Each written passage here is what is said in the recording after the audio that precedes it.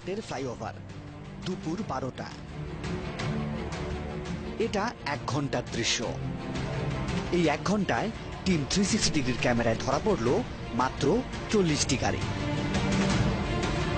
Flyover ছেড়ে নিচে নামতেই দুটো বাসকে দাঁড়ানো অবস্থায় দেখা গেল। ফ্লাইওভারের মুখে এভাবে বাস থামানোর কারণটাই বাকি যাতায়াতের একটু কম, এই জন্য মানে এখানে রাখি। চালকের কথাই সত্য, ওপরে ফাঁকা, নিচে যানজট। তাহলে কি ফ্লাইওভারের সুফল পাচ্ছে না কেউ? না না, কোনো কাজ আসতেছে না। এটা তো আমাদের মেইন এদিকে পথ, এদিক তো পথ হচ্ছে না। ফ্লাইওভার কি কাজ আসতেছে? 100টা গাড়ির মধ্যে 2টা গাড়ি, 10টা গাড়ি উঠে। আসলেই কি তাই? এটা হয়তো একজন নগর পরিকল্পনাবিদ খুব ভালোভাবেই বলতে পারবেন। 61 মাস্টার প্ল্যানে কোনো ফ্লাইওভার কথা বলা হয়নি, 95 ফ্লাইওভার কথা বলা হয়নি। আপনি কর্তা, আপনি মনে করতেছেন এটা এখন আমি ফ্লাইওভার করে ফেলবো এখানে, কারণ আমার একটা ভিজিবল প্রজেক্ট দরকার, যেখানে বলা যাবে যে আমরা চট্টগ্রাম উন্নয়ন করেছি, টাকা খরচ করেছি, দেখা যাচ্ছে। আর এটা যে মহাপরিকল্পনার বাইরে ছিল সেটা বেশ ভালোভাবেই বোঝা গেল চট্টগ্রামের সাবেক নগর পিতা ABM মহিউদ্দিন চৌধুরীর কথায়। কতগুলি ভ্রান্ত পরিকল্পনা নিয়ে আমাদের নেতারা বসে আছেন, ওরা ইচ্ছা যা করছেন করছেন, তো এটা ঠিক হবে না। ফলে মানুষ মধ্যে ক্ষোভ সৃষ্টি হয়েছে। অথচ এই ফ্লাইওভার নির্মাণে সরকারকে গুনতে হয়েছে 150 কোটি টাকারও বেশি। কিন্তু কিছুটা হলেও আশার কথা শোনালেন চট্টগ্রাম উন্নয়ন কর্তৃপক্ষ CDA চেয়ারম্যান আব্দুজ সালাম। Flyover is not for today or tomorrow. আপনি বিদেশে গেলেন দেখবেন অনেক রাস্তা গাড়ি চলো না, কিন্তু রাস্তা করে ফেলেছে।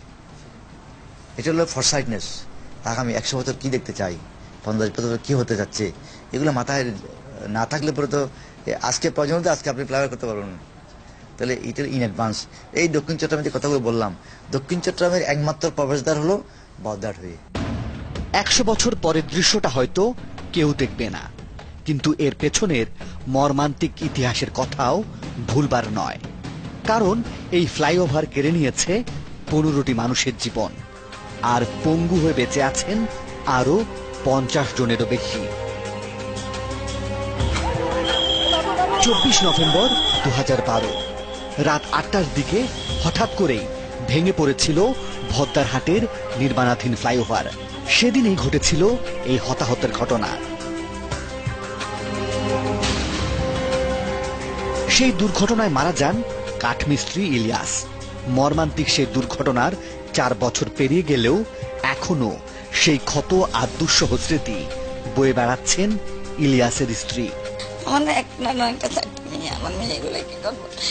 ডাক্তার চলে আমার যেটা কাপড় কি করবো?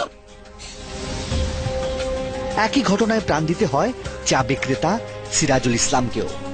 সংসারের একমাত্র উপার্জনক্ষম ব্যক্তিকে হারিয়ে দিশেহারা হয়ে পড়েন সিরাজের স্ত্রী সাহারা বেগম। 3 মেয়েকে নিয়ে যেন পড়ে যান দুশ্চিন্তার সাগরে। ক্ষতিপূরণের 8 লাখ টাকা কিছুটা হলেও রক্ষা করেছে তাকে। যেটা চলে যায় সেটা কি আর পাওয়া যায়? এইভাবে পাওয়া যায়। আর যে পয়সা করে দিছে এগুলো মনে করেন মানুষক দিয়েতে, মেয়েদের বিয়ে শাদী দিয়েতে, এখন মনে করেন যে এই বাসা বাড়ি কাজ কাম করি খাই, সমকালে চলি আর কি। এই যুবকের নাম মহসিন, তার বয়স 18 বছর। যখন দুর্ঘটনা ঘটেছিল তখন তার বয়স ছিল মাত্র 14। ভদ্দারহাটের সেই দুঃসহ স্মৃতি মনে পড়লে এখনো আঁতকে ওঠেন তিনি। ওইটাতে পড়ার পর আমি কি হয়ে গেছে আমি জানি না, আর আমি কোথায় আছি, কি হচ্ছে আশেপাশে, ওইটা তোর পরে আমার সেন্সটাই তো চলে গেছে, তা পাটাই কেন আটকে গেছে অতটুকুর মধ্যে। আহতদের তালিকায় নাম থাকলেও এখনো কোনো ক্ষতিপূরণ পাননি মহসিন। আমাকে বলছিল একটা সিরিয়াস চাকরি দিবে, এটা সালাম সাহেবের নিজের মুখের কথা। এই ফ্লাইওভার নির্মাণের দায়িত্বে ছিল চট্টগ্রাম উন্নয়ন কর্তৃপক্ষ CDA। সেই দুর্ঘটনায় প্রকল্প পরিচালক AM হাবিবুর রহমান সহ ঠিকাদার এবং পরামর্শক প্রতিষ্ঠানের ব্যবস্থাপনা পরিচালক সহ 25 জনের বিরুদ্ধে মামলা করেছিল পুলিশ। এই দুর্ঘটনা যেটা হয়েছে এটা তদন্ত কমিটি হয়ে সবকিছু শেষ করে শেষে একদম আমাদের সেনাবাহিনী পুঙ্খানুপুঙ্খভাবে চেক আপ করে তারা ভাগ্যাসটা তারা শেষ করেছে। এতগুলো মানুষের মৃত্যুর পরেও কাউকে কোনো শাস্তি পেতে হয়নি, অথচ মহসিনের মতো 50টি মানুষকে বয়ে বেড়াতে হবে পঙ্গুত্বের জীবন। সরকারের 150 কোটি টাকা খরচের ফলাফল এখন চোখের সামনে স্পষ্ট। শুধু ফ্লাইওভার নির্মাণ করেই এই টাকা জলে ফেলেছে চট্টগ্রাম উন্নয়ন কর্তৃপক্ষ সিডিএ। এমনকি একজন তৃতীয় শ্রেণীর কর্মচারীর পেছনেও খরচ করে ফেলেছে অর্ধ কোটি টাকা। কিভাবে সেটা জানতে চান? তাহলে দেখুন। সিডিএর এই কর্মচারীর নাম হাবিবুর রহমান। সিডিএ শ্রমিক সংগঠনের সাধারণ সম্পাদকও তিনি। ঊর্ধ্বতন কর্তৃপক্ষের অনিয়ম দুর্নীতির প্রতিবাদ করায় শাস্তিও পেতে হয় তাকে। 2011 সালে চট্টগ্রাম থেকে বদলি করা হয় রাজশাহী উন্নয়ন কর্তৃপক্ষে। অথচ বাংলাদেশ শ্রম আইন 2006-এর 187 ধারা বলছে কোন ট্রেড ইউনিয়নের সভাপতি, সাধারণ সম্পাদক অথবা কোষাধ্যক্ষকে তার সম্মতি ছাড়া এক জেলা হতে অন্য জেলায় বদলি করা যাবে না। এই আইনের সূত্র ধরে বদলি আদেশের বিরুদ্ধে চট্টগ্রাম শ্রম আদালতে আপিল করে বসেন হাবিবুর রহমান। চট্টগ্রামের প্রথম শ্রম আদালত এটা এই অবৈধ আদেশটাকে স্থগিত করে দেন এবং বলছে যে এটি ইলিগ্যাল, শ্রম আইন বিরোধী। বদলির আদেশ খারিজ হয়ে গেলে এবার তাকে চাকরিচ্যুত করা হয়। এবারও তিনি আইনের আশ্রয় নেন। সিডিএর এই আদেশও বাতিল করে দেয় আদালত। ওটার প্রেক্ষিতে মহামান্য হাইকোর্ট এই অর্ডারটা বর্ধিত করে নাই, এক্সটেনশন করে নাই এবং আদেশ দিয়েছেন যে তাকে চাকরিতে পুনর্বহাল করা হোক, তার বেতন ভাতা দেওয়া হোক। সেই আদালতের সেই নির্দেশ এখন পর্যন্ত মানা হয়নি। এই আইনি লড়াই করতে গিয়ে সিডিএর কত টাকা খরচ হয়েছে সেটা শুনুন এই হাবিবের মুখ থেকেই। সর্বশেষ যে টার্মিনেশন, এটার ক্ষেত্রে তিনি যে বিল প্রদান করলেন, এখানে দেখা যায় অগ্রিম বলেই একটা ডেটে 70,000 টাকা নিয়েছেন, আরেকটা ডেটে উনি 75,000 টাকা তুলেছেন। এভাবে কোটি কোটি টাকা সিডিএ থেকে শুধু আমি একজন কর্মচারীর জন্য ব্যয় করেছেন। যেখানে আদালতের নির্দেশনা অমান্য করে একজনকে চাকরি থেকে বরখাস্ত করতে উঠে পড়ে লেগেছে, সেখানেই আছে উল্টো চিত্র। 2010 সালে সিডিএর প্রধান প্রকৌশলী ও প্রকল্প পরিচালক সহ বেশ কয়েকজনের বিরুদ্ধে দুর্নীতির মামলা করে বসে দুর্নীতি দমন কমিশন। পরে চার্জশিট দিয়ে দিলে সিডিএর চেয়ারম্যানের কাছ থেকে একটি চিঠি পায় গৃহায়ন ও গণপূর্ত মন্ত্রণালয়। 2012 সালের এই চিঠিতে চার্জশিটভুক্ত আসামিদের চাকরি থেকে সাময়িকভাবে বরখাস্ত করার জন্য সিডিএর চেয়ারম্যানকে নির্দেশনা দেয়া হয়, কিন্তু তাতে সাড়া না পেয়ে পরপর আরো 2টি চিঠি দেয় মন্ত্রণালয়। 4 বছর পরেও তাদের বিরুদ্ধে কোনো ব্যবস্থাই নেয়নি সিডিএ। দুর্নীতি মামলার সর্বশেষ অবস্থা জানতে টিম 360 ডিগ্রি হাজির চট্টগ্রামের দুর্নীতি দমন কমিশন কার্যালয়ে, কিন্তু আনুষ্ঠানিকভাবে কোনো বক্তব্য দিতে রাজি হলেন না এই কর্মকর্তা। তবে আইন অনুযায়ী ব্যবস্থা নেয়ার ইঙ্গিত দিয়েছেন। অনুসন্ধানের তথ্য বলছে মামলার পরেও গুরুত্বপূর্ণ দায়িত্ব পালন করছেন চার্জশিটভুক্ত আসামিরা। চেয়ারম্যানের ঘনিষ্ঠ কর্মকর্তা মোহাম্মদ মঞ্জুর হাসান আছেন অথরাইজ অফিসার হিসেবে। তার বিরুদ্ধেই আছে 2 কোটি টাকার দুর্নীতি মামলা।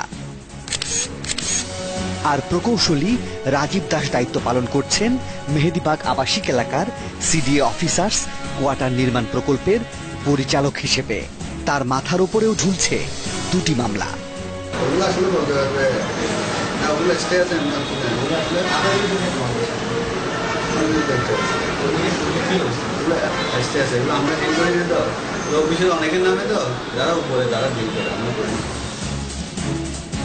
নির্বাহী প্রকৌশলী AMM হাবিবুর রহমান 1 ডজন দুর্নীতি মামলা নিয়ে এখনো আছেন বহাল তবিয়তে।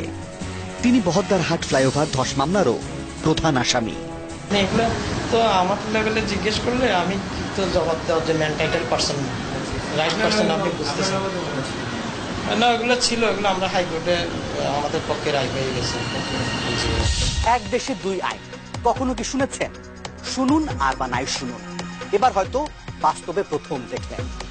অভিযোগ না থাকার পরও একজনকে চাকরি থেকে বহিষ্কার করতে খরচ হয়ে যাচ্ছে লাখ লাখ টাকা, আর অন্যদিকে ভুরি ভুরি দুর্নীতি মামলা থাকার পরও কিছু ব্যক্তি পার পেয়ে যাচ্ছেন, হচ্ছেন পুরস্কৃত। কিন্তু প্রশ্নটা হলো কোন ক্ষমতার জোরে তারা পার পেয়ে যাচ্ছেন? সেই ক্ষমতার উৎস সম্পর্কেও তো জানা দরকার। ঘূর্ণিঝড়ের সময় সাগরের উত্তাল ঢেউ থেকে রক্ষার জন্য কর্ণফুলী নদীর তীরে এই জায়গাটিতে বনায়ন করার কথা ছিল, অথচ এখানে গড়ে উঠেছে এই বিদ্যুৎ কেন্দ্রটি। 3 একর জায়গার উপর নির্মিত এই বিদ্যুৎ কেন্দ্রটি চালু হয় 2012-তে। যেখানে পরিবেশ বাঁচানোর জন্য এই জায়গাটি ব্যবহার করার কথা ছিল, সেখানে এখন উল্টো চলছে পরিবেশ দূষণ। সব তেলে এই ফ্যাক্টরি থেকে বাড়িতেছে, ওই ডাস্ট তেল এগুলো আর কি, এগুলো গিয়ে এখানে মাছ যা আছে পানি টানি সব বরবাদ। 2011 সালে এখানে বিদ্যুৎ কেন্দ্র নির্মাণের আগে জমি ব্যবহারের জন্য সিডিএর কাছে অনুমোদন চায় বারাকা পতেঙ্গা পাওয়ার লিমিটেড, কিন্তু ড্যাপের পরিকল্পনার সাথে সাংঘর্ষিক থাকায় আবেদনটি প্রত্যাখ্যান করে দেয় সিডিএর নির্ধারিত বোর্ড। নিয়মনীতি, আইন সবকিছুকে পেছনে রেখে একক ক্ষমতায় বিদ্যুৎ কেন্দ্র নির্মাণের অনুমোদন দিয়ে দেন সিডিএর চেয়ারম্যান আব্দুচ সালাম। এ বিষয়ে কথা বলতে গেলে বারাকা পতেঙ্গা পাওয়ার লিমিটেডের কোনো কর্মকর্তা কথা বলতে রাজি হননি।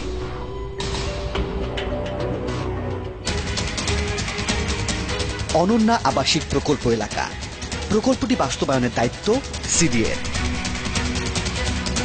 প্রকল্পের ভেতর 86 কাঠা জমির উপর নির্মাণাধীন এই ভবনটি এসটিএস গ্রুপের। তৈরি হচ্ছে অ্যাপোলো হাসপাতাল, কিন্তু এই জমি বরাদ্দের ক্ষেত্রেও পাওয়া গেল অনিয়মের গন্ধ। গৃহায়ন ও গণপূর্ত মন্ত্রণালয়ের নথির বাণিজ্যিক এবং অন্যান্য অংশের তথ্য বলছে, কমিউনিটি সেন্টার এবং হেলথ সেন্টারের জন্য জমির বরাদ্দ ছিল 58 কাঠা, অথচ মাত্র একটি প্রতিষ্ঠানকে দিয়ে দেয়া হয় 86 কাঠা জমি। কমিউনিটি সেন্টার তো দূরের কথা, অন্য স্থাপনার 28 কাঠা জমিও দেয়া হয় এই প্রতিষ্ঠানটিকে, তাও আবার কম মূল্যে। এজন্য 3টি দরপত্র নেয়ার কথা থাকলেও নেওয়া হয় মাত্র একটি দরপত্র, যা সরকারের ক্রয় নীতিমালার পুরোপুরি লঙ্ঘন। 10টা পত্রিকাতে বিজ্ঞাপন প্রচার করার পর টেন্ডারে যদি কেউ না আসে, সেখানে কি আপনি বলতে পারবেন তাদের অন্যভাবে বরাদ্দ দেওয়া হয়েছে? এই কর্মকর্তার কথা শুনে কি কোনো পরিচিত গল্পের কথা মনে পড়ে গেল? যে গল্পে একজন ছাত্রকে জিজ্ঞেস করা হয়েছিল তার রোল কত, জবাবে সে বলেছিল 1। গল্পের মজাটা তখনই পাওয়া যায় যখন জানা যায় ক্লাসে ছাত্রের সংখ্যা মাত্র 1জনই ছিল। এই গল্পের সাথে অ্যাপোলো হাসপাতাল কর্তৃপক্ষ আর সিডিএর কোনো মিল খুঁজে পাওয়া যাচ্ছে কি? আসলে এটা নিয়ম নাকি অনিয়ম, সেটা আইন প্রণেতারা খুব ভালোই বোঝেন। তবে আপনারা নিশ্চয়ই এতক্ষণে বুঝে গেছেন এটা অনন্যা আবাসিক প্রকল্পের। চট্টগ্রাম উন্নয়ন কর্তৃপক্ষ আসলে কার জন্য কাজ করছে? চট্টগ্রামবাসীর জন্য নাকি নিজেদের জন্য? ব্যক্তিগত প্রতিষ্ঠানের উন্নয়ন করে নিজেদের পকেটের উন্নতি করাটা অনুমানযোগ্য, তবে যেটা দৃশ্যমান সেটাকে কি বলবেন? অনুমানযোগ্য নাকি প্রমাণিত? আর প্রমাণ করেই লাভটা কি? কারো তো শাস্তি হচ্ছে না, আর সে কারণেই হয়তো দিনের পর দিন অনিয়ম আর দুর্নীতি করে নিজেদের উন্নতি করছেন সিডিএর কয়েকজন কর্মকর্তা। তাহলে এবার দেখুন সিডিএর একজন বোর্ড সদস্য কিভাবে পাহাড়ের উন্নতি করছেন। গুগল আর্থ থেকে নেয়া এই ছবি চট্টগ্রামের গোলপাহাড়ের মোড়ের। 2 বছর আগের এই ছবিতে ঐতিহ্যবাহী গোলপাহাড়ের স্পষ্ট দেখা মিলছে। টিম 360 ডিগ্রি এবার সেই গোলপাহাড়ের খোঁজে। যেখানে পাহাড় থাকার কথা, সেখানে একটি নির্মাণাধীন ভবন দেখা যাচ্ছে। পাহাড়ের একাংশ কেটে গড়ে উঠছে এই ভবন। ভেতরে প্রবেশ করতেই দেখা গেল কয়েকজন শ্রমিক পাহাড় কাটায় ব্যস্ত। এবার বোঝা গেল কেন পাহাড়টি চোখে পড়ছিল না। ক্যামেরা দেখে কাজ বন্ধ করে দিল তারা। আর ভবনের কেয়ারটেকার তো কথা না বলেই পালিয়ে গেলেন। এই সাইনবোর্ডে বেশ কয়েকজন ব্যক্তির নাম দেখা গেল। এর মধ্যে একজনের নাম গিয়াসউদ্দিন, তিনি আবার এই ওয়ার্ডের কমিশনার, একই সাথে সিডিএর সদস্যও বটে। ঐতিহ্যবাহী এই পাহাড় কাটার অনুমোদন আছে কিনা সেটা জানতে চাওয়া হলো পরিবেশ অধিদপ্তরের পরিচালকের কাছে।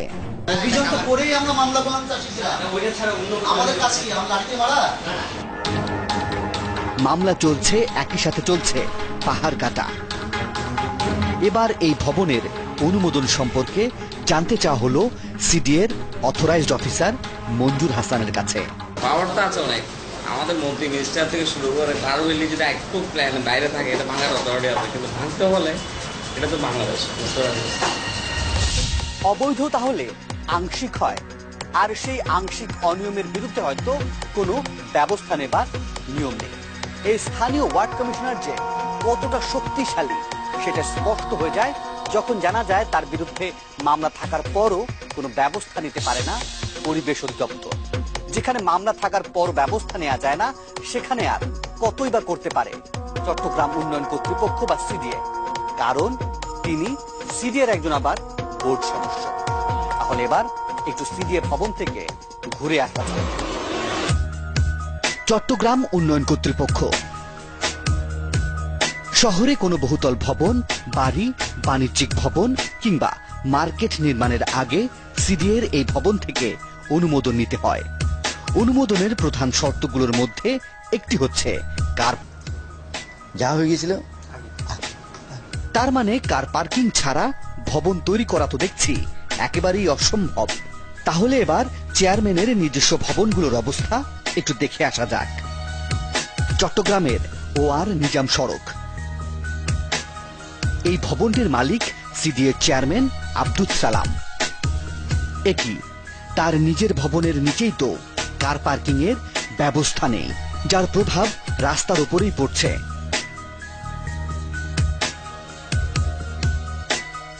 আরেকটু এগুতেই চোখে পড়ল তার আরেকটি ভবন।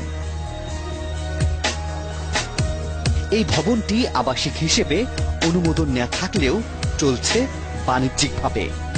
এবার কি বলবেন সিডিএর চেয়ারম্যান? এখন আবাসিক রাখা যাবে ওখানে, তাহলে সিডি আইন পরিবর্তন করতে হবে না? সিডি আইন পরিবর্তন করতে হবে না? তো সিডি আইন পরিবর্তন করে যে শুধু not for one union road, চট্টগ্রামের যেখানে 60 ফিট রোড আছে, 60 ফিট রোডের দুই পাশে বাণিজ্যিক করার জন্য অনুমতি দেওয়া শুরু করেছে আইনগতভাবে। সময়ের প্রয়োজনে আইন বদলাতেই পারে, কিন্তু সেটা যদি হয় নিজের প্রয়োজনে তাহলেই তো মুশকিল। আর সিডিএর চেয়ারম্যান যদি নিয়ম নীতির তোয়াক্কা না করে ভবনের মালিক বনে যান, তাহলে অন্যের বিরুদ্ধে ব্যবস্থা নেবেন কিভাবে? তাই বলে কি সিডিএর অভিযান বন্ধ থাকবে, নাকি নিজের ভবন রক্ষা করে বাকিদেরটা ভেঙে ফেলা হবে?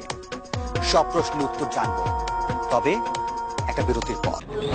জল পোড়া জলে থেকে 7-8 ব্যক্তি নাম ধরে বারে বারে তোদের আমি ডাকি, কাল লাগিলে কালক্ষণী বারে বারে আমি তো চলতাম বাসর বাড়ির লক্ষ্মীদের গড়েছিল কাল সাত মেলা থেকে বিভিন্ন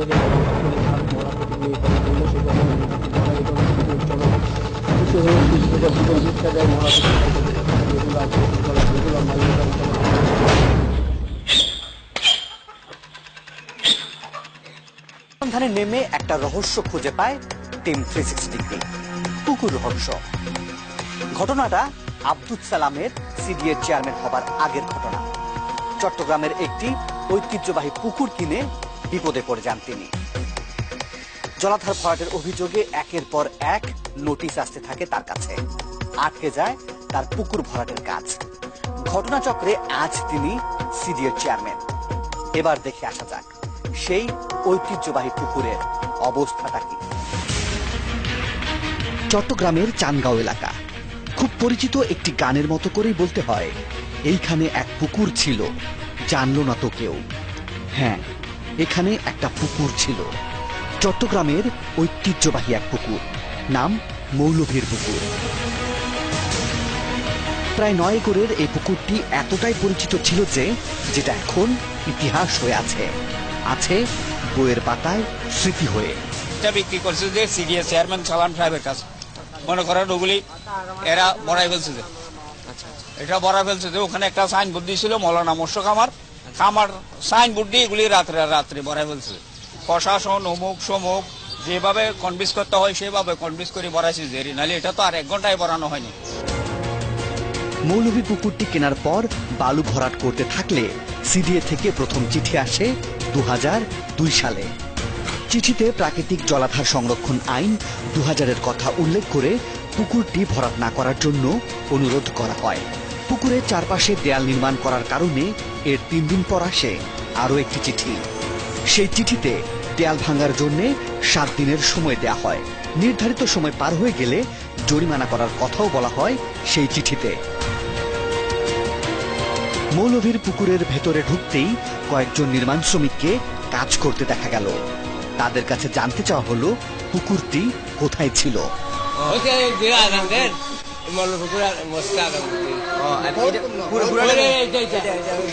এই জায়গাটা ছিল পুকুর না? ভরা ফেলছে কয় বছর আগে? বহুত বছর। এ বিষয়ে সিডিএর অথরাইজড অফিসার মঞ্জুর হাসানের মুখোমুখি হলে তিনি বিষয়টি এড়িয়ে যান।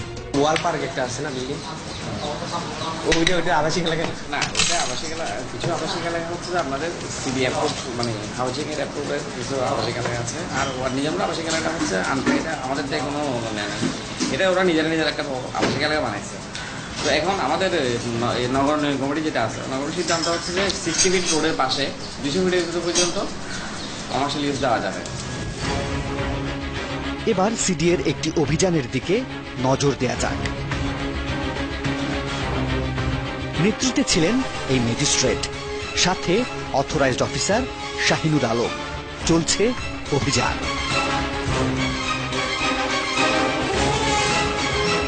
অবৈধ স্থাপনা সব ভেঙে ফেলা হলো।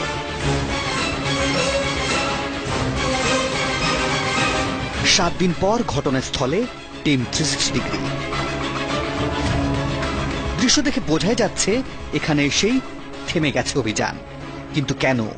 এরপরে এরা তো বলো তো ওইদিকে সিডিএ পাবে না। কিন্তু মাপ অনুযায়ী তো দেখা যাচ্ছে আপনাদের এটা আমরাও দেখতেছি। ওইটা ভাঙতেছে না, এটা কিছু বলেনি।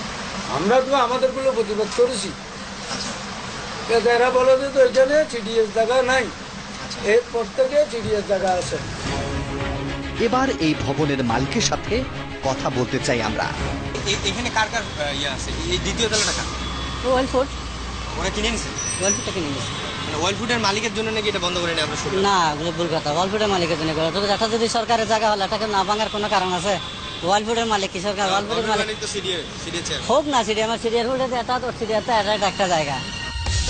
মাঝপথে এসে অভিযান শেষ হয়ে যাবার কারণটা অবশেষে বোঝা গেল কিভাবে অনিয়ম করেও বেঁচে যাচ্ছেন বা পার পেয়ে যাচ্ছেন অবৈধ দখলদাররা। আর এসব অনিয়ম থাকতে কোথায়, কখন, কিভাবে, কাকে সিডিএর প্লট বরাদ্দ দিতে হয় সেটা খুব ভালো করে জানা আছে চট্টগ্রাম উন্নয়ন কর্তৃপক্ষের। চট্টগ্রাম উন্নয়ন কর্তৃপক্ষের প্লট পেতে হলে খবরের কাগজে বিজ্ঞাপন প্রকাশ করতে হয়। তারপর লটারিতে যার ভাগ্য খুলে তিনি পেয়ে যান সিডিএর প্লট। তবে সেজন্য বেশ কয়েকটি শর্ত জুড়ে দেয়া হয়। প্লট বরাদ্দের নীতিমালায় বলা আছে, চট্টগ্রাম মহানগরীতে কিংবা সিডিএর কোনো আবাসিক প্রকল্পে তার কোনো প্লট থাকতে পারবে না। এমনকি তার পরিবারের কোনো সদস্যের প্লট থাকলে সেটা বাতিল বলে গণ্য হবে।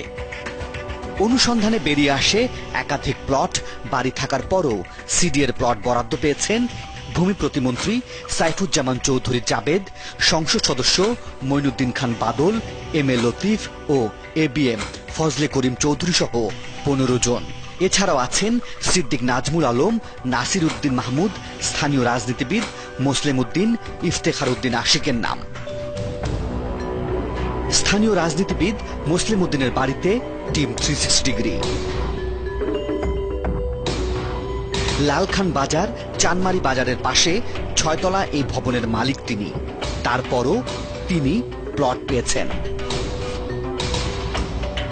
এ ব্যাপারে জানতে চাই প্লট বরাদ্দ কমিটির দায়িত্বপ্রাপ্ত কর্মকর্তা অমল গুহের কাছে। নিয়মটার মধ্যে কি এমন কিছু ছিল যাদের হচ্ছে শহরের মধ্যে প্লট থাকবে, প্লট থাকবে এবং বাড়ি থাকবে, তারা ওখানে এমন কোনো নিয়ম ছিল? ওটাতে কিছু শুনি যে সরকারি ইয়েতে যাদের সরকারি সংস্থা থেকে যারা প্লট ফ্ল্যাট পাবে তাদের চেয়ারম্যানের মুখোমুখি টিম 360 ডিগ্রি। প্লট আমার কাছে ছিল না, প্লট আমি করিনি। প্লটের বরাদ্দর এই অভিযোগ থেকে আমি মুক্ত হয়েছি।